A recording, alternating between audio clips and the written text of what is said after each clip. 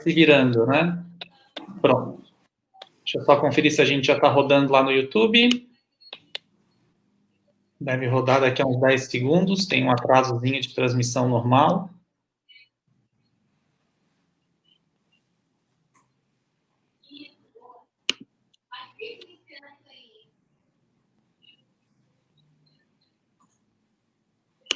Muito bem, já estamos ao vivo. Então, boa noite a todas e todos. Grande prazer, a gente faz a inauguração desse mini curso online de Teoria da Legislação. Muito bem, já estamos ao vivo. Meu nome é Diego Nunes. Sou professor de Teoria e História do Direito da Universidade Federal de Santa Catarina, e essa é uma iniciativa que a gente tem feito para manter os alunos mobilizados enquanto a UFSC se encontra parada. As aulas foram recentemente delimitadas quando começam em 31 de agosto, mas durante todo esse período da pandemia, deputado, a gente fez uma série de trabalhos com os estudantes para mantê-los ativos, presentes, para a gente dar uma demonstração também de que a comunidade da UFSC tem se colocado à disposição. E hoje, para a abertura desse curso, a gente escolheu, e muito gentilmente a deputada aceitou, a deputada Paulinha, né, que é uma personagem importante, atual da nossa política local, e que vai poder conversar com a gente, apresentando um pouco dos aspectos práticos, porque a gente vai discutir um pouquinho de teoria, muita questão a partir do direito. O direito, por vezes, tem muitas questões que são técnicas, então é interessante a gente entender como que essas coisas são colocadas no mundo da vida. Então, nesse sentido, nada melhor do que ter uma parlamentar em atividade que vai poder conversar com a gente como que essas coisas acontecem. Antes da gente começar já com o bate-papo, só queria lembrar para vocês que as inscrições estão abertas, elas são feitas pelo site de inscrições da UFSC, inscrições.ufsc.br. Não importa se você é da comunidade externa ou não, basta clicar lá no cadastro para quem não é aluno, que é bem tranquilo de fazer. Então, deputada, uma boa noite, um prazer em tê-la aqui, muito obrigado por ter aceitado o convite, pela gentileza de ter remarcado mesmo diante da impossibilidade de ontem e de pacientemente ter ajudado a gente aqui com a assessoria a ter construído a conexão agora. Também desejo desde já melhoras, a deputada recentemente esteve aí doente, a gente sabe que a Covid não é algo muito simples de se lidar, espero que esteja tudo bem. Quero agradecer também o vereador André Gesser, de São José, que foi quem intermediou, passou o contato da assessoria, que gentilmente, desde o início, conseguiu a data. E a ideia, como eu falei, é essa, é conhecer um pouquinho da atividade legislativa. O Poder Legislativo faz muitas coisas, como a deputada sabe, né? Tem a atividade de fiscalização, que é muito importante, tem a própria atividade de investigação das CPIs, tem a atividade de julgamento, em caso de impeachment, mas hoje a gente quer falar da atividade principal, aquela que dá nome ao poder, que é o legislativo. Deputada, antes, como a gente tem alunos de vários locais do Brasil, queria que você se apresentasse. Quem é você, qual é a sua trajetória política e como você se tornou legisladora? Bom, primeiramente, muito boa noite a todas e todos. Eu quero te agradecer, professor Diego, por me permitir fazer esse contato com o mundo universitário, que é o ambiente que eu me sinto mais em casa, né? É o ambiente mais envolvente para mim, até porque eu sou fruto da luta da educação, eu acabei me envolvendo com política por isso, né? Quero também mandar um beijão para o André Gesser, que é um vereador excepcional, um menino de ouro, assim, uma dessas pessoas que a gente não vê com tanta facilidade mais por aí, né? Um homem de valores mais que tudo. Bem, mas falando breve da minha trajetória, eu comecei a me envolver com política lá pelos 13, 14 anos, já no movimento estudantil. E dali, quando vi, eu já estava mais envolvida do que... Eu nem sei te explicar, porque foi de forma muito natural, sabe? Sabe aquela pessoa que briga com a professora porque a professora maltratou um colega, entende? Eu sempre fui de comprar a briga que não era minha. Sempre fui de causas. E quando eu vi, eu já estava metida na política. Eu tive uma vida muito difícil também, venho de uma família muito pobre, então na idade que eu comecei a me envolver com a política, eu também fui trabalhar na casa de uma amiga da minha mãe no Rio Grande do Sul, como empregada, para me virar, para poder estudar. Então, para mim, a vida sempre veio com muito sacrifício, mas com muita alegria, né? Com muita vontade de lutar. E todas as situações de dificuldade, de preconceito que eu vivi, forjaram a minha personalidade e me prepararam ainda mais para a luta. Retornando para Floripa, eu fui aluna da ESAG, um tempo, e sempre com o movimento estudantil no meu caminhar. Depois fui morar um tempo no Rio de Janeiro, porque me tornei dirigente nacional do movimento de juventude do PDT, que é o meu partido há 30 anos. E assim foi indo, né? Depois voltei para Bombinhas, que era a minha cidade natal, e aqui eu tive o meu primeiro mandato efetivo, que foi o mandato de vereadora, onde eu exerci pela primeira vez a atividade parlamentar. A gente obteve o maior número de votos proporcional da história até hoje, e fui a primeira mulher eleita. Em seguida, fui candidata a prefeita, perdi a eleição, passei um tempo em Brasília como diretora nacional de qualificação, produzindo conteúdo também. A lei do Pronatec, inclusive, foi uma das leis que eu ajudei a redacionar. Voltei para o Estado e aí me elegi prefeita. Dali por diante foram 6 anos de estrada até a renúncia no segundo mandato para disputar a função de deputada estadual. Eu confesso para ti que o parlamento não é o que mais... O parlamento ele é envolvente, ele me doutrina, ele me prepara, mas não é o meu mundo. Eu sou uma mulher talhada para o executivo. Eu prefiro a resposta direta, mas eu sou muito seduzida também pelo mundo do parlamento, pelo que ele pode ajudar a edificar em termos de sociedade. Mas hoje, eu confesso para vocês, assim, o parlamento em si, nós temos 40 homens e mulheres, e é muito louco, assim, porque você caminha da grandeza da pessoa humana para a mediocridade no mesmo ser humano, se vocês podem me entender. Sim, Por sim. conta dos movimentos políticos e da forma como a nossa democracia ainda se apresenta. Eu acho que a gente tem que muito evoluir como sociedade. Mas, enfim, a minha trajetória, resumidamente, é essa. Eu tenho uma história de vida muito feliz, porque eu pude realizar o sonho de cuidar da minha cidade, né? Viver a experiência de prefeita foi inenarrável. A gente criou aqui instrumentos legais também que foram marcantes para o país, como a própria TPA. Foi o primeiro município, na verdade, o terceiro a criar uma taxa de preservação ambiental, mas o primeiro com essa tecnologia embarcada, né? Então, a gente também inovou no processo legislativo aqui, discutimos a constitucionalidade dessa lei até a última instância, foi uma luta, um assunto que percorreu várias salas de direito na época. Enfim, basicamente é isso. Legal, deputado. Interessante também colocar, né, teve uma votação muito expressiva no primeiro mandato de vereadora, né, a gente deu uma olhadinha nesses dados todos, então, uma pessoa com uma trajetória política bastante sólida, né, então, a gente vai poder debater esses pontos com bastante detalhe, a gente vai tocar em alguns desses pontos que você já mencionou. Por exemplo, né, essa ideia da vida do legislativo, que é o mundo dos debates, mas ele é cheio de regrinhas, né? Então, não à toa que a gente está fazendo um curso para os alunos de Direito para poder conversar um pouco disso. Geralmente, na faculdade de Direito, a gente acaba falando só da lei depois que ela já está colocada no mundo e, eventualmente, como que se resolve em juízo. Então, a ideia desse curso é justamente a gente tentar olhar como que a lei é feita e como que essas coisas acontecem. Uma primeira pergunta que eu queria fazer, especialmente nesse seu atual mandato de deputado estadual, é como é que tu compuseste o teu gabinete pensando na atividade legislativa? Tu tens um assessor de gabinete específico para cuidar disso? Como que tu organiza o gabinete para construir as tuas pautas e levar isso para transformar em projeto de lei?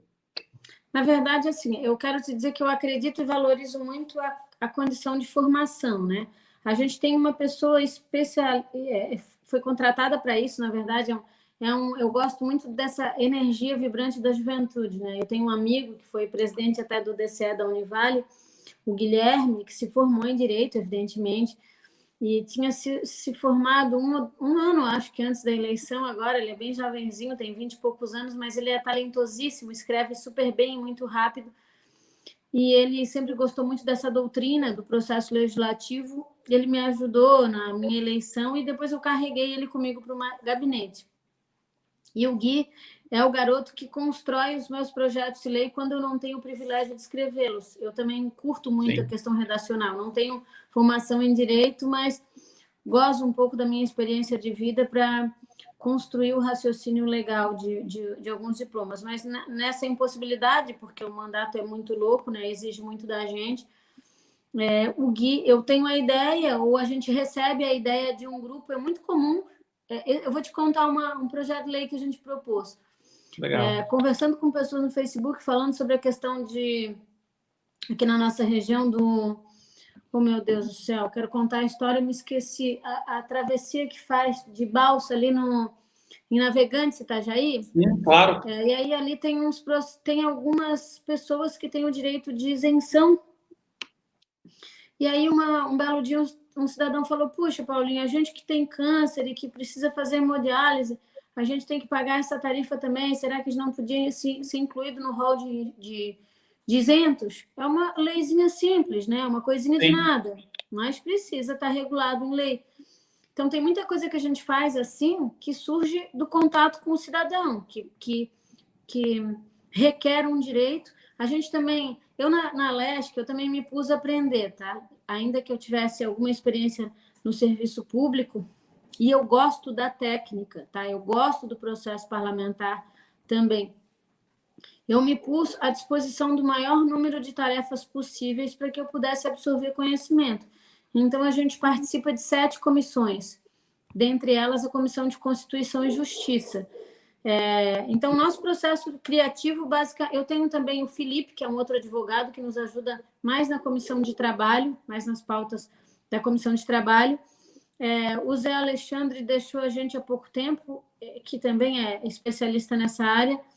O Alexandre, que veio substituí-lo, também é um menino formado em Direito e Jornalismo e ajuda na concepção. E é basicamente isso, assim. Então, uma outra lei que eu quero te dizer, há pouco tempo atrás a gente ficou sabendo dessa situação das pessoas que receberam auxílio emergencial e eram servidores públicos. Eu assistindo o jornal num sábado em casa, quando eu olhei, assim, ó, com a panela na mão, né? Nas raras vezes que a gente pode ficar um pouquinho em casa, cozinhar para a família. Cara, eu me sentei com aquela faca na mão e com aquela colher para olhar, porque eu não estava acreditando que servidores públicos que têm garantias efetivas de salário, que não é o caso da iniciativa privada hoje, com toda essa instabilidade econômica, tivessem usufruindo de um benefício que tira o pão da mesa de quem não tem, sabe? Claro que a gente sabe que existem equívocos, enganos, mas a gente ali teve a ideia de produzir um projeto de lei que punisse exemplarmente as pessoas que fizessem uso de um benefício que não era para si e que tivessem vínculo público, porque, no meu ver, o agente público ele tem que dar exemplo, ele tem que, nesse aspecto, ele não pode tergiversar, porque a gente defende o interesse coletivo, né? Então, assim, tem muitos processos criativos que surgem do dia a dia e outras tantas demandas que vêm de instituições organizadas. E isso também acontece, é mais ou menos assim que acontece com a maioria dos nossos colegas. Alguns têm maior produção parlamentar, outros dedicam mais à atividade fiscalizatória, depende muito do perfil de cada colega, né? Enfim. E deixa eu te perguntar uma outra coisa, falando nos colegas e falando na casa, como é que tu te relacionas, tu e a tua equipe, com a casa? A casa tem consultoria legislativa, eventualmente algumas coisas passam por lá. Como é que funciona? O diálogo é aberto, o diálogo é um pouco mais truncado, já que tu és uma deputada de primeira viagem, então tem menos tempo de casa. Como é que é a relação com os meandros da casa para conseguir fazer os processos legislativos andarem, aquelas pautas que te interessam? Assim, ó, com os funcionários da casa, é nota 1000, é a melhor possível. Eu quero dizer para ti que a LESC tem um time fodástico, assim, ó, super competente. É gente que ganha bem. Eu fico pensando, todo mundo deveria ganhar bem, porque quem ganha bem tem condições de se especializar, se dedica de corpo e alma, sabe? E a gente tem um corpo técnico nessa área muito legal, muito da parceria. A gente também toca a vida com alegria, com leveza, com humildade, entendeu? A gente procura estabelecer laços sólidos com as pessoas com quem a gente convive, e eu só tenho gratidão, porque a consultoria ela é rápida, precisa, o controle das comissões é sensacional. O que eu acho que a casa está pecando muito, e agora é a tarefa da Anatel, a nossa diretora administrativa, é porque a gente faz tudo, tem uma cacetada de coisa que a gente faz tudo na canetinha e no papel, entendeu? A gente ainda tem um processo físico, e isso eu acho que é uma vergonha para a LESC.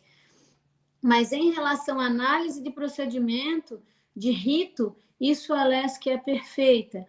E, claro, quando a gente tem qualquer dúvida, pede ajuda da consultoria jurídica, a gente é muito bem recebido, muito bem atendido. O entrave é no mundo político. Sim. A gente tem um relacionamento, eu não posso me queixar, tá? Eu me relaciono com os 40 parlamentares, bem mesmo. Até aqueles que a gente tem diferença ideológica mais agravada, mas a gente tem maturidade para separar as coisas, né?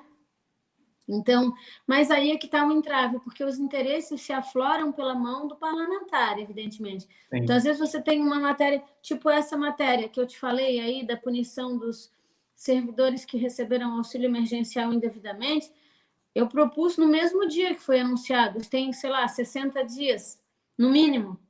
Sim. A matéria ainda não chegou no plenário, porque aí para numa comissão, aí um deputado pede vista, daí outro, se a categoria tem interesse contrário, aí outro também pede vista, é uma lamúria para aprovar um projeto até chegar no plenário, entender? Você tem matérias que são mais condensadas, então elas vão melhor, né? Geralmente as menos interessantes.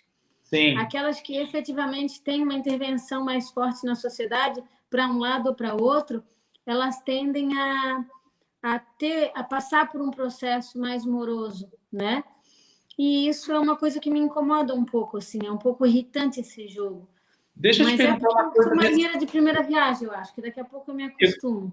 Eu queria te fazer uma pergunta justamente nesse sentido, porque é muito famoso nas casas parlamentares muita gente que joga com o regulamento debaixo do braço, que geralmente é o regimento interno. Então, o pedido de vista que tu mencionaste, várias outras manobras que por vezes servem para acelerar ou por vezes para travar um processo importante, um projeto que tem grande repercussão. Como é que tu e a tua equipe têm lidado com isso? Vocês se sentem mais vítimas dos jogos que eventualmente alguns colegas fazem? Ou vocês têm conseguido jogar o jogo bem nesse sentido de não se deixar travar por esse tipo de iniciativa? Toda casa legislativa é famosa, que geralmente tem um deputado que está ali há mais tempo, que joga muito com as regras do jogo, às vezes ensina, inclusive, os outros colegas a fazer. Como é que tu está lidando com isso? Porque é a tua primeira experiência na LESC, né? Então, como é que foi adentrar os ritos da casa e conseguir fazer com que aquilo que te interessa, por exemplo, caminhe, ande, vá para frente? Então, eu quero te dizer que hoje eu já vejo esse processo assim de uma forma muito natural. Assim, ó, eu tenho bastante domínio do regimento já. Já conheço bastante mesmo. Então, a gente hoje pode dizer que a gente só é enrolado se a gente quer. Tá? A gente tem instrumentos para se defender. Então, existem prazos, por exemplo, o parlamentar, se pede vista de um projeto de minha autoria, ele tem um tempo, vai chegar uma hora que esse prazo vai vencer. E aí vai da habilidade da gente de saber cobrar aquele parlamentar para que aquele parecer também venha favorável, né? Sim. Então, tudo é muito... É assim, ó, é um exercício diário de aprendizado, porque se você não tiver humildade para falar com seus colegas, você também não chega a lugar nenhum, né? Então, tem que ter muito jeito, muito tato, muita habilidade relacional para você conseguir tramitar uma matéria que muitas vezes não é consensada. E é importante também que a gente tenha esse desprendimento de entender que num ambiente colegiado com representações diversas, as pessoas tendem a discordar, e isso não pode ser um motivo de você se vitimar. É justo que as pessoas discordem. Por exemplo, assim, ó, tem um deputado que a gente é bem oposição assim, um do outro, né? O Sargento Lima. Mas, nossa, eu adoro o Sargento Lima, ele é um baita de um colega. Esses dias ele estava com um projeto de lei meu, que ele pediu visto, eu fui falar com ele, Paulinho, não vou liberar, sou contra isso aí, essa pauta é contra, eu nem me lembro qual é, assim, não vou falar qual é a pauta para não expor o colega, até porque ela não publicizou em razão disso, mas ele, francamente, disse, como é que eu vou liberar isso aí se eu sou contra essa matéria? Então, eu digo, tá, bicho, quando chegar o prazo, vou estar lá, batendo na tua porta para te liberar, pô. Então, assim, a gente tem elegância no trato e a gente tem que ter esse entendimento.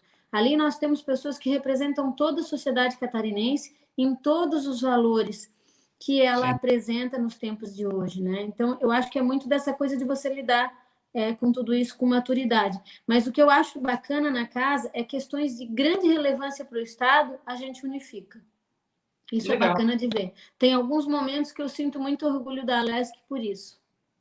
Queria te fazer uma pergunta também nesse sentido. Como é que tu lidas com a questão dos temas, né? Porque os grandes temas, como tu falaste, geralmente geram a necessidade de uma organização maior. Então, a gente tem determinadas bancadas ou determinadas frentes parlamentares que são criadas para resolver determinadas questões. Por exemplo, bancada com relação aos direitos da mulher ou outras questões transversais que tocam, muitas das vezes, as pessoas, independente de preferências ideológicas. Então, é muito comum que, às vezes, essas bancadas sejam ideologicamente muito diversas.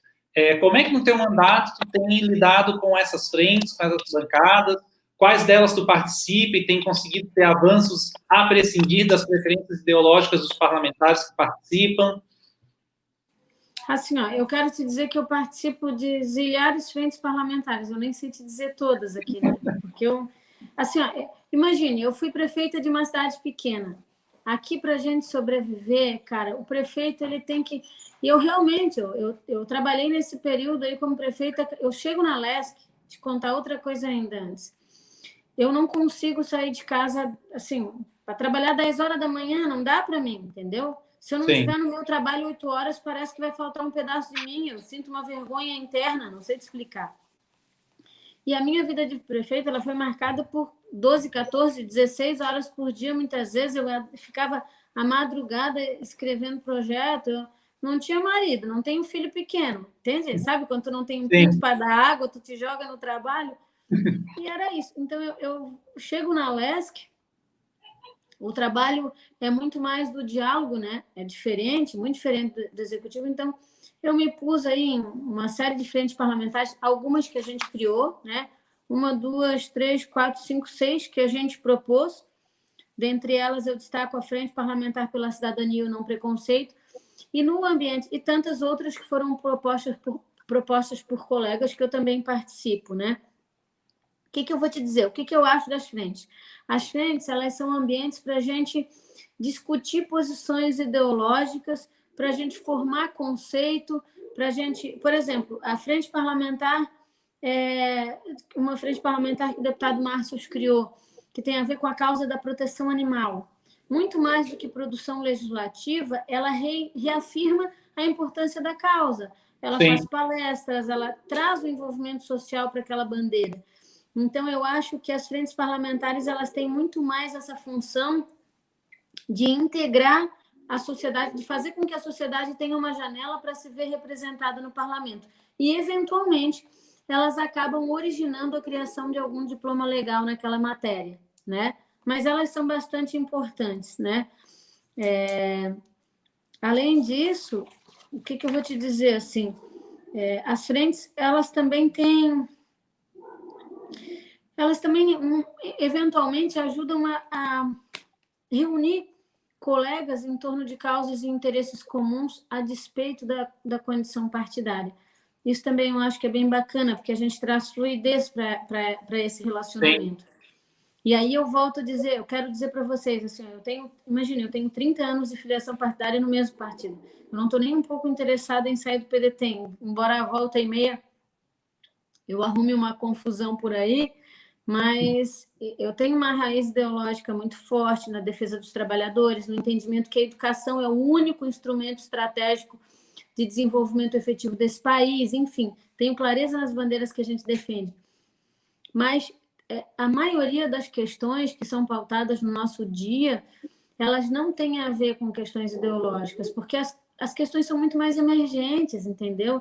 As pessoas querem saber da vaga de creche, da escola, do leito de UTI no hospital. Tem questões que você não pode parar e ideologizar, entende? A sociedade ela precisa construir esse novo modelo que não é ficar em cima do muro, não é isso, mas a gente precisa ter mais habilidade no tratar questões que são de interesse coletivo, né? Sim. Uma outra questão nesse sentido é como funciona a liderança. No momento, a deputada se encontra na liderança do governo, mas tem também a liderança de oposição, tem as lideranças de partido, mais especificamente. Como é que significa atuar nesse sentido? Que, geralmente, no caso da liderança de governo, é tentar fazer com que os projetos de interesse do governo andem, fluam de modo melhor, se tornam um interlocutor privilegiado. Como é que tem funcionado isso, e especialmente nessa tua experiência no atual mandato? Então, eu acho que esse é um ano que a gente tem que prestar muito atenção em tudo que ele nos ofereceu, né? Primeiro que a gente está absolutamente fora da regra. Eu assumi a liderança em final de fevereiro, em março começou a pandemia, e nada do que foi edificado nesse período serve de referência efetiva, porque nós estamos vivendo um regime de guerra, um regime de exceção, entende? E por que eu estou te falando isso? Porque a liderança nesse período, ela me fugiu das mãos, em todos os sentidos, porque a gente também tem um governo, o governador Moisés, ele é um homem que chega no ambiente político com zero vivência nesse cenário, entende? Ele vem assim, zerado, com a mente limpa, porque tem um monte de coisa boa por conta disso, mas também tem um monte de coisa ruim, porque lhe falta habilidade para lidar com o cenário político, e muitas vezes, agora mesmo, vocês sabem o quanto ele tem sido criticado por isso. Então, fazer um trabalho de liderança do governo num cenário em que a gente tem empregos perdidos, pessoas doentes, no meio de uma pandemia mundial, porra, é assim, de lascar, porque você não consegue. A gente ficou num tempo assim que houve um assodamento, assim, um ruído gigantesco entre o parlamento e o poder executivo, porque nos primeiros 30 dias da pandemia, o governador Moisés ele não conseguia conversar com ninguém, ele trabalhava muito focado na tentativa de encontrar soluções para salvar vidas, entende? Do primeiro lockdown e tal. Então, assim, um relacionamento que já era distante, que a gente tinha um plano de melhorar, logo que eu assumi a liderança, e foi para isso que eu cheguei, ele ruiu. E agora que tem sido reedificado novamente, né? É coisa de um mês e tanto para cá. Então, quero dizer para vocês que, assim, não é uma tarefa fácil, mas, por outro lado, ela veio com muita leveza, porque, assim, eu não tenho nenhum cargo no governo, nós nunca discutimos absolutamente nada, o PDT não participa do governo, não tenho cargo no governo, nós nunca discutimos esse assunto. O Moisés apenas me pediu para ajudá-lo na questão de aproximação, de diálogo com os deputados, o que eu gosto de fazer, porque eu sou uma pessoa muito amorosa, muito aberta, e eu acho que isso é muito da mulher também, né? Eu sou muito carinhosa, então eu me pus a ajudar nesse sentido, de aproximar o Moisés do parlamento e vice-versa. Não tenho sido uma líder... Ah, meu Deus, se tu perguntar assim, Paulinha, e aí? Ai, que nota tu dá para tua liderança? 4? Às vezes, não, vou dizer que eu vou dar um 5,5, talvez, porque a gente conseguiu viabilizar o pagamento de 500 milhões de reais em emendas. Eu acho que é um baita de um trabalho do governo e do parlamento também, mas foi a única coisa que eu prestei para fazer, para ajudar o governo de verdade, para ajudar os deputados e as cidades, porque não tinha outra coisa para se discutir que não fosse pandemia, entendesse? Então, sim. Mas enfim, a gente segue na luta, eu acho que o desafio foi posto, eu acho que a gente vive um momento de muita intolerância, tá? As pessoas me xingam muito, porque tu está defendendo Moisés, mas elas estão xingando Moisés, não sabem nem por quê. A referência do que é ético está muito perdida. Esses dias eu ouvi de um amigo que a sociedade está doente e a doença não é a Covid, e ele tem toda a razão. É assim, principalmente da política, né? Há uma demonização, uma revolta, assim.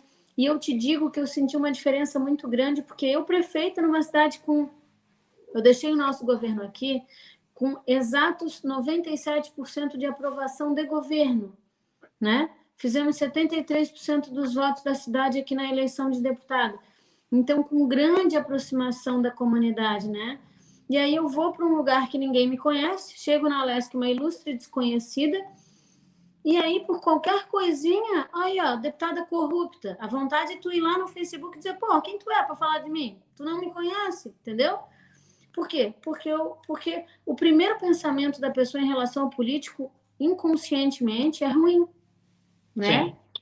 E é isso, assim, é um momento de muitos desafios, mas a gente escolheu, inclusive, seguir nessa linha, porque eu não sou afim eu não patrocino a injustiça. Tudo bem se nesse momento muita gente não vai compreender, mas a gente tem um governo eleito pelo povo, sabe? Até que ele promova um ato corruptório direto ou um ato de improbidade administrativa real voluntário, eu não vou, mesmo que eu não goste, que amanhã eu brigue com Moisés, nós nem somos grandes amigos, para te dizer a verdade, mas mesmo que a gente brigue, eu jamais vou compactuar com arrancar uma pessoa eleita democraticamente por um nada. Porque se a gente começa a fazer isso, amigo, isso vai virar uma festa. Acho que o princípio democrático ele tem que estar na mente das pessoas. A gente está num momento que falta, se eu posso dizer para vocês que são futuros legisladores também, a aplicação da lei ela tem que ser muito cuidada, muito olhada, sabe? E mais que tudo, assim, a gente tem que preservar de todas as formas a democracia que está posta aí. Ah, esse prefeito ou esse governador eu votei, mas agora me arrependi, não quero mais. Não gostei do que ele disse, vamos tirar. Não é assim. Não gostou, o governo está ruim? Então a gente vai ter 4 anos para na próxima eleição pensar melhor e escolher de novo. Ah, melhora a tua capacidade de avaliação de candidato, então, para votar. Mas não é assim, não gostei mais, quero trocar de roupa, né? Enfim, eu tenho lutado muito para que a gente encontre vozes mais lúcidas, que a gente caminhe pelo círculo da coerência, sabe?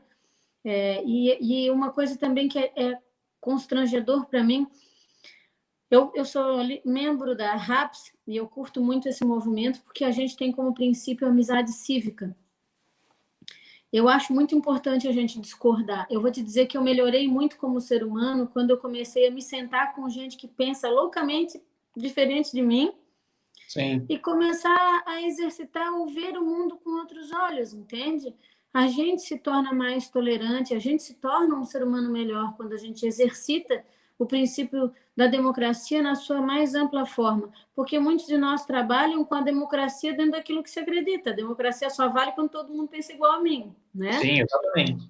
E eu acho que não pode ser por aí. Eu acho que a gente tem que corrigir todos esses processos de intolerância que estão postos na nossa sociedade e resgatar, recuperar valores éticos, porque esses não são velhos, esses são os mesmos do meu pai, do meu avô, e quisera eu que também seja dos meus filhos, né? É por isso que eu luto.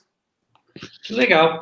Eu vou fazer uma pergunta com relação a algo que tu começasse a falar na última resposta, e eu queria explorar um pouquinho mais. Começasse a falar um pouquinho do momento da pandemia, do tipo de debate que acaba surgindo. E uma questão que geralmente se debate bastante quando se fala de atividade parlamentar são as ditas leis de ocasião. Ou seja, que por uma notícia que sai na TV, por um fato da vida que acaba ganhando algum tipo de proporção, começam a surgir projetos e projetos de lei que muitas das vezes, num momento qualquer outro da história e da vida, não fariam muito sentido, mas acabam surgindo coisas, né, que ganham proporção. Não sei se, eventualmente, esse tipo de coisa tem acontecido, especialmente nesse último ano aqui na Assembleia, coisas como, por exemplo, sobre medicamentos, a gente teve toda essa questão da cloroquina, por exemplo, aí rolando, a questão dos vermífugos, que inclusive foram assunto de debate em algumas prefeituras, que a gente viu que teve uma disputa importante com relação a isso.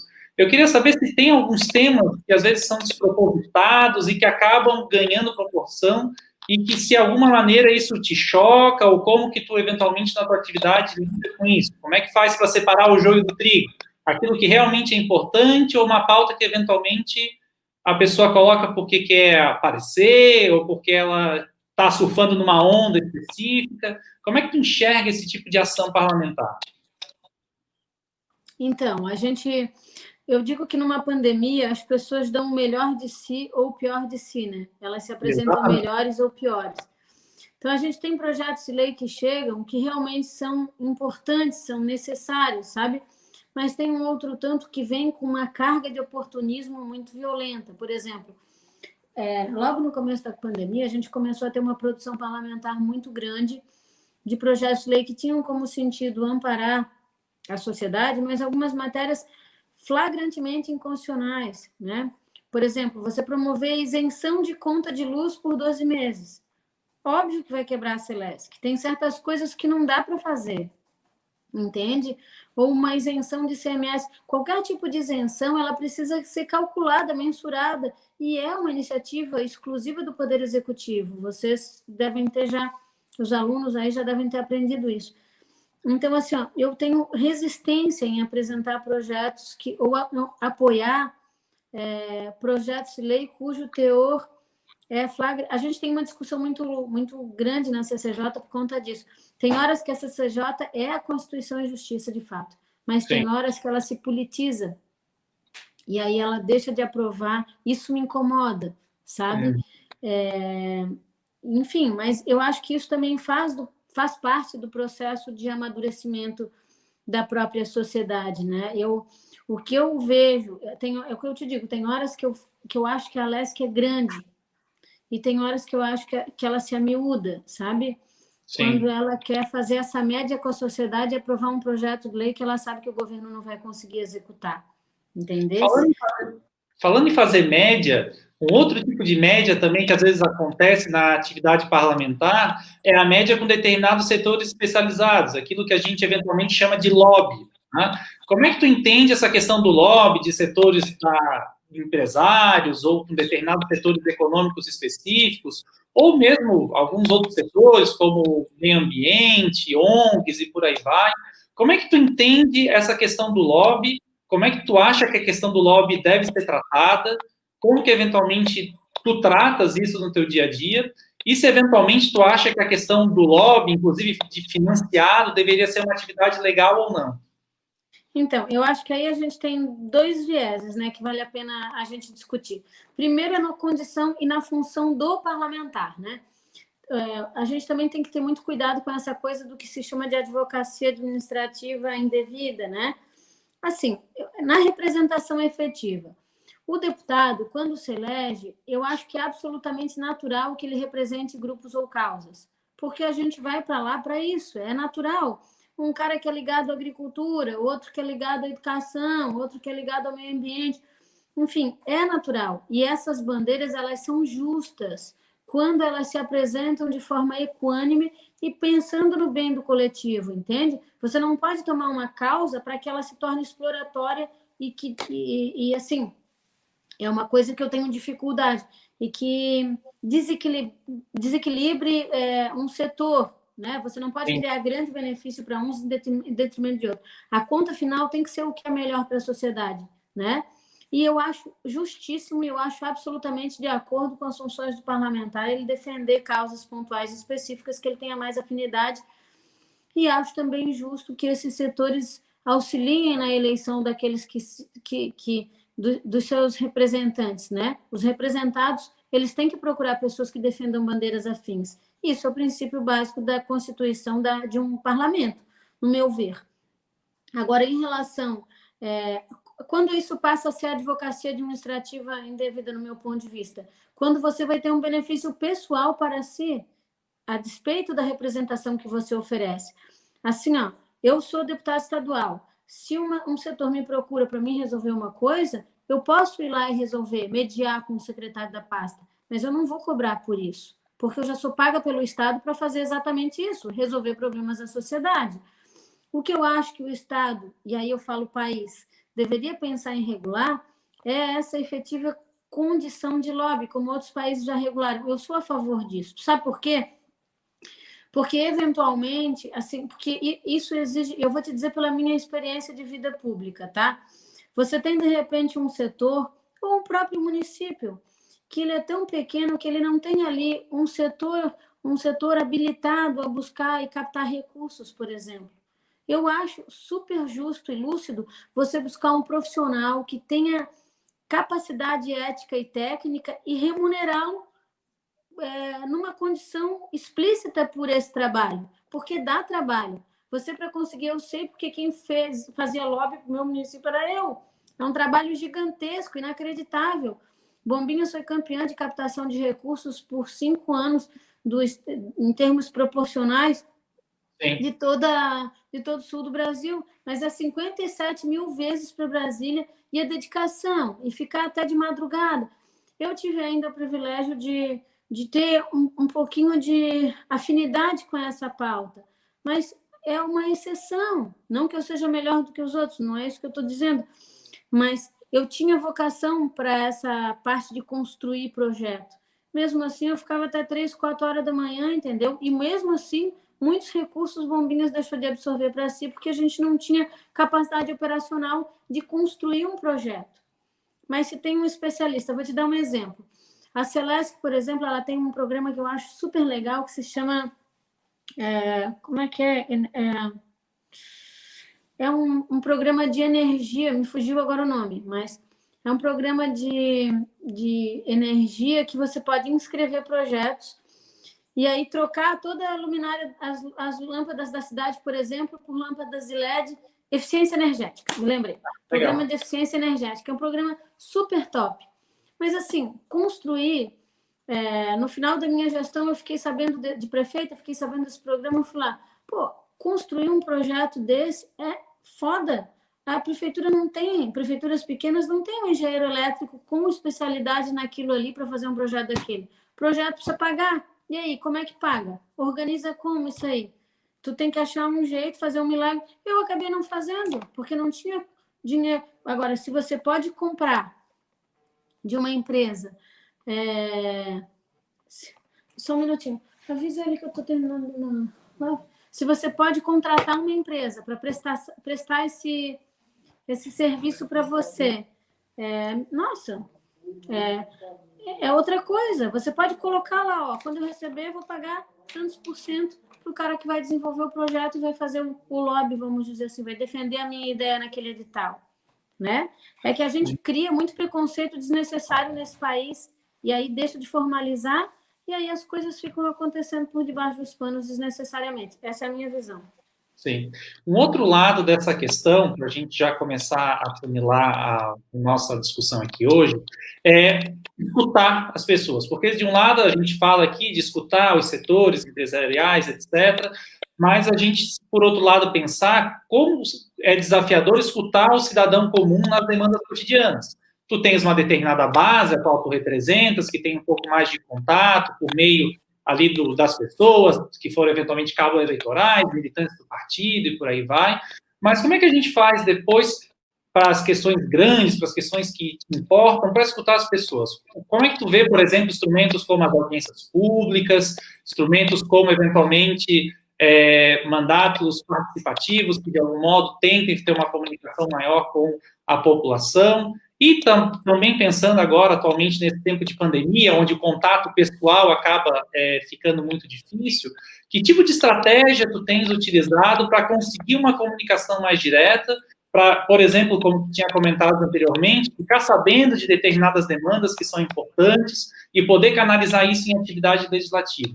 Como é que tu entende essa questão da interação do contato do parlamentar com a população diretamente, de modo a tornar isso eficiente em termos de proposição legislativa?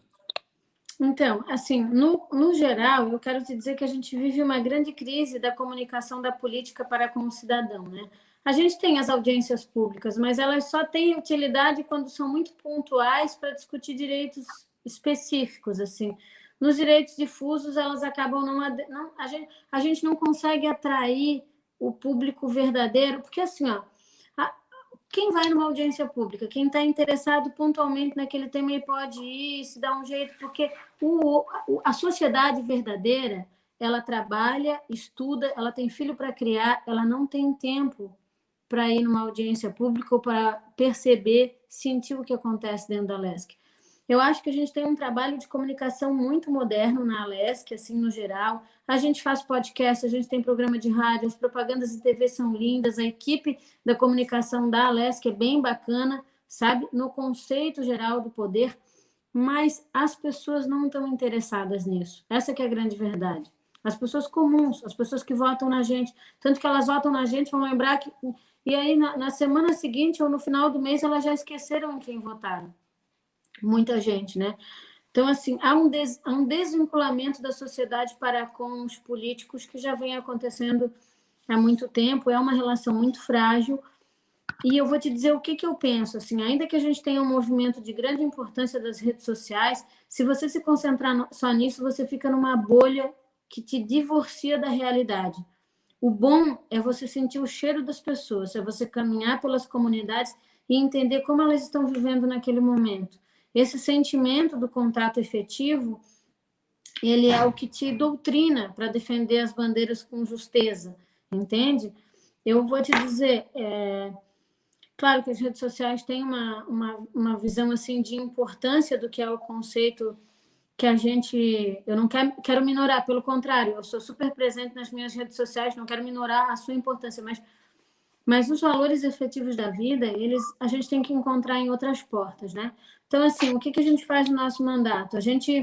Eu perdi um tempo de diálogo, porque desde que chegou a pandemia, eu volto a te dizer assim, o mundo ruiu, virou de cabeça para baixo para todo mundo.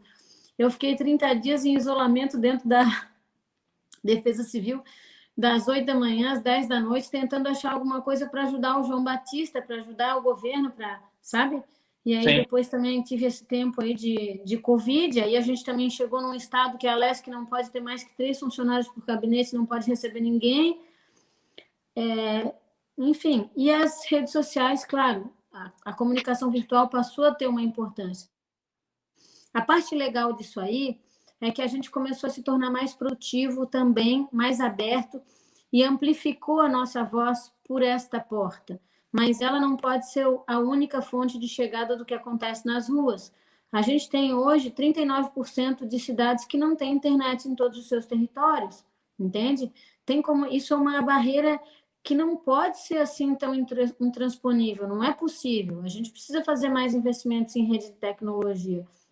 Eu acho que a gente vai sair dessa pandemia muito chacoalhado com tudo isso e com desafios muito importantes aí para a gente vencer. Na própria questão da educação, sabe? Quantos alunos a gente tem na própria UFSC que não conseguem acompanhar aulas virtuais ou porque não tem um equipamento adequado ou porque não tem acesso à internet.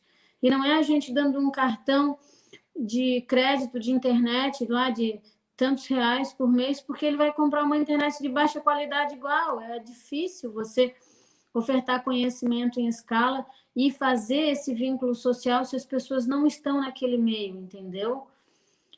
Enfim, mas o que a gente procura fazer é isso, assim, ó, a gente tem muitas estratégias no nosso mandato, assim, além das frentes parlamentares, a gente procura fazer rodas de conversa quando vai nos municípios, enfim, a gente procura manter acesa a nossa relação com os colegas e o pé na estrada é insubstituível, eu sempre falo isso.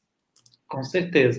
A minha última pergunta, para depois a gente partir para o encerramento, para a despedida, é acerca eu vou utilizar o caso que tu comentaste no começo, porque eu creio que seja bem ilustrativo, que foi o caso da TPA. A minha pergunta teórica que eu tinha elaborado é a seguinte: como é que tu enxerga o controle da lei depois que a lei vai para o mundo? Né? Então, ou seja, a lei vai para o mundo, quem é que controla essa lei? Quem é que verifica se ela está produzindo bons efeitos?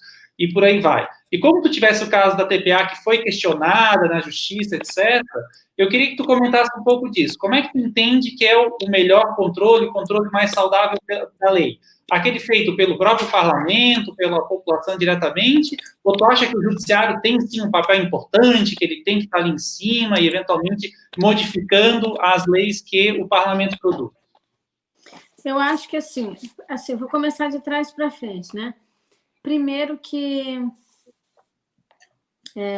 sobre a questão do judiciário. Eu acho que o judiciário tem que se limitar no quadrado dele, tem muito respeito pelo judiciário, mas o judiciário tem que se limitar ao quadrado dele em relação à constitucionalidade. A lei é inconstitucional, ele tem que arguir ou não, né, conforme o que a própria Constituição brasileira nos impõe, né? Esse é o papel do judiciário.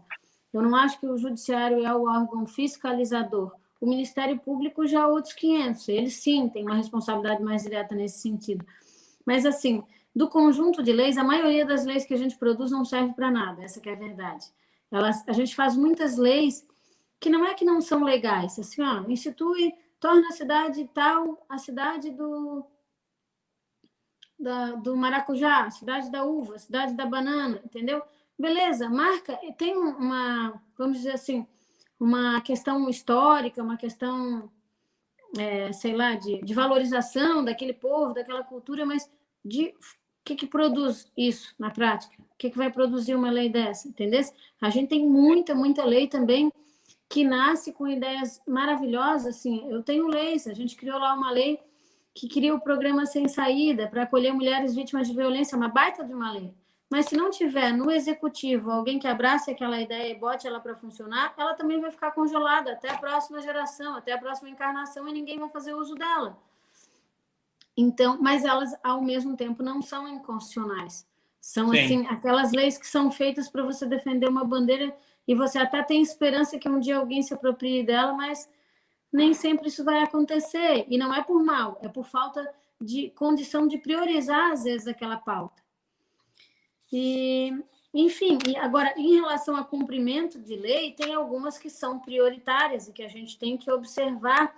E aí eu acho que é um conjunto de coisas, né? A gente tem uma sociedade civil hoje muito mais atenta, a gente tem muito mais rigor nos órgãos de controle e a gente tem recursos de acompanhamento por meio da comunicação do que acontece, que, de certa forma, assim, elas ajudam a cercear o mal feito, né? Eu acho até que a gente tem punições exacerbadas hoje para o agente político, porque, no meu ponto de vista, eu quero te falar, não só pelo cumprimento ou descumprimento legal, mas pela forma mesmo como se ofere responsabilidades a pessoas. E é assim, ó, hoje em dia a gente está num momento tão tenso. Saiu lá uma investigação do prefeito A.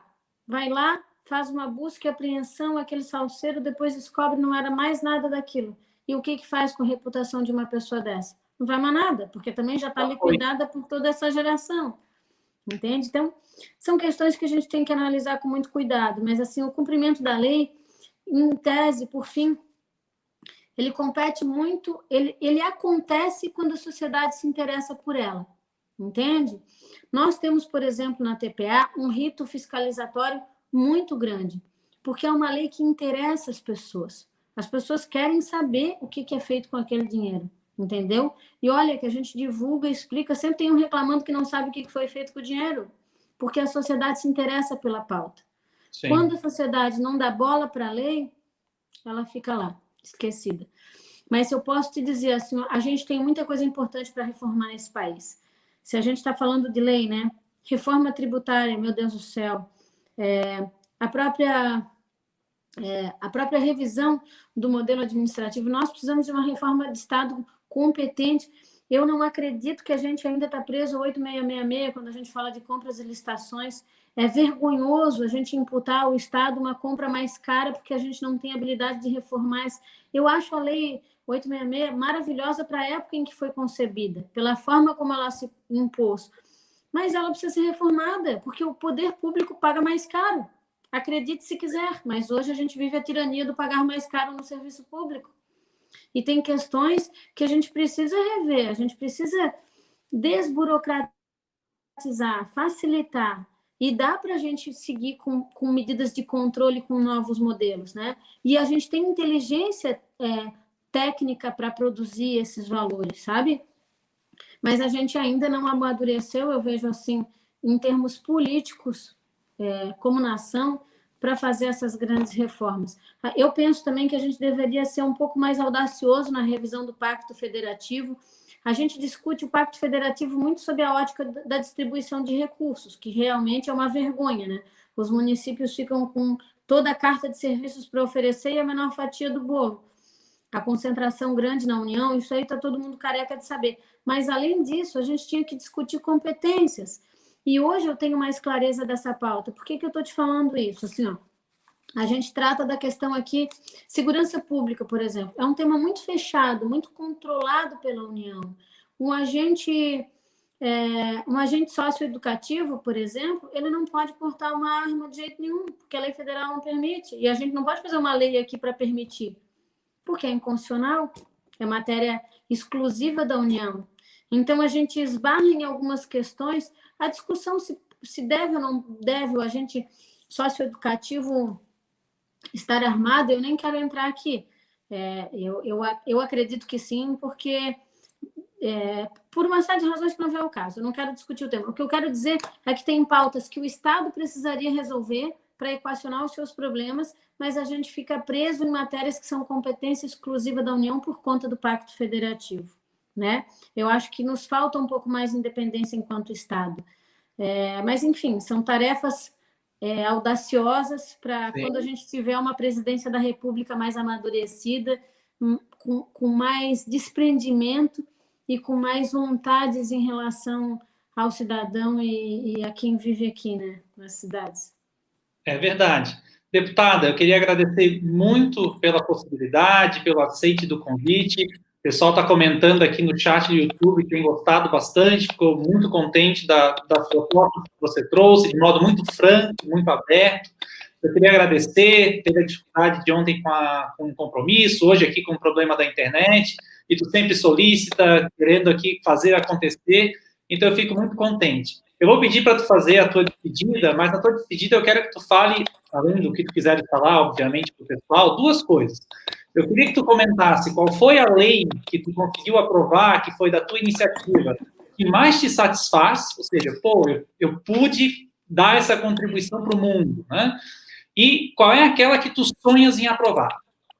Tá? Aqui no Estado, tu diz como deputada estadual? Não, de repente, se vai ser deputada federal depois, eu não sei, né? Então, daí fica a teu cargo pensar qual é a lei. Fica tranquilo. Assim, ó, eu vou falar de um tema, então, porque a gente apresentou muitos projetos de lei legais mesmo, assim, muitos que intervêm diretamente na vida das pessoas, mas eu vou falar de uma pauta bastante atual, que ela une os dois conceitos. Ela me dá orgulho de ter aprovado aqui e ela também é o meu sonho de futuro.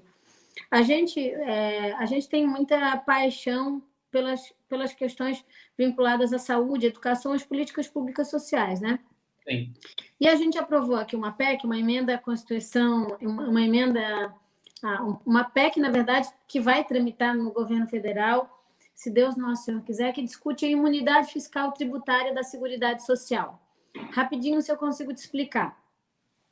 Quando, em 88, foi criado o SUS, o que o país fez? Ele disse o seguinte, eu acho que foi depois, né?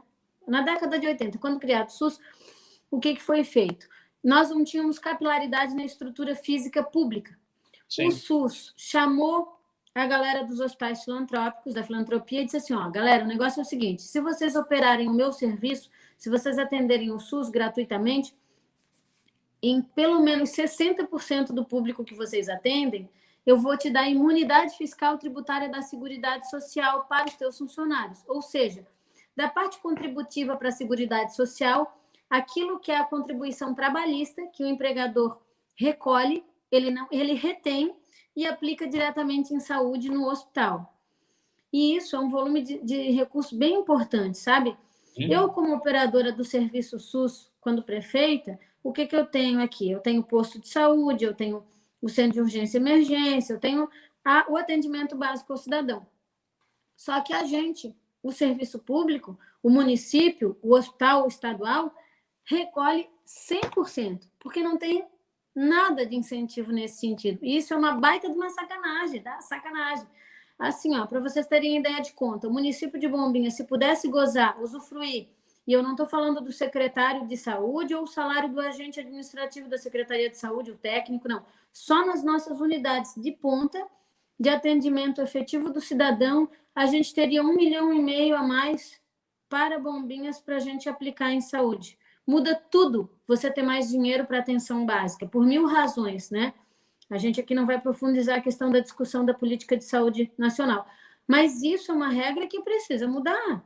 Precisa mudar. Não é justo que apenas uma parcela de quem opera o SUS tenha direito a um benefício fiscal de reter esse recurso aqui e aplicar diretamente, e o serviço público tenha que pagar 100% essa parcela.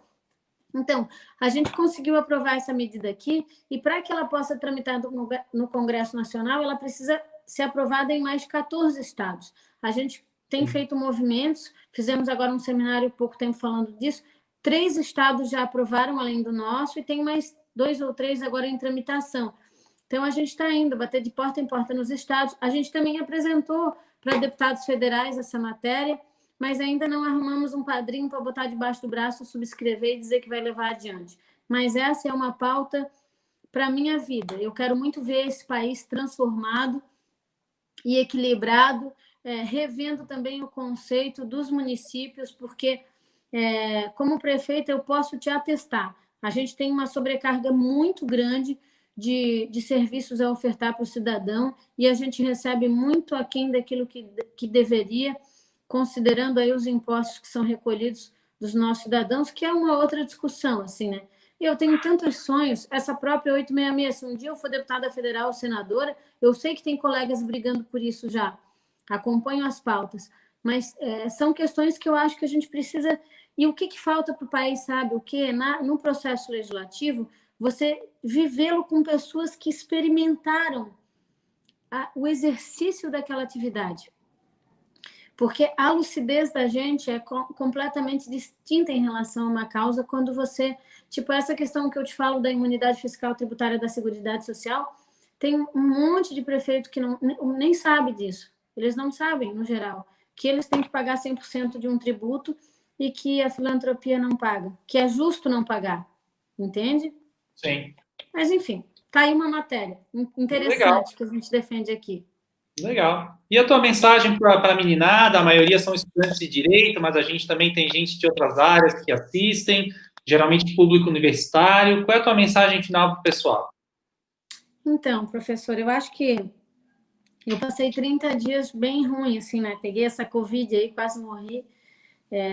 Tô tão feliz que eu tô conseguindo falar agora sem sentir cansaço e a gente está vivendo num momento terrível, né? E a gente vai poder contar que viveu uma pandemia para os nossos netos, um período de dor tão agravada em todo o nosso planeta. E o que eu posso dizer para vocês, principalmente que vem, porque eu acho que o curso de Direito é um dos mais completos que se pode oferecer.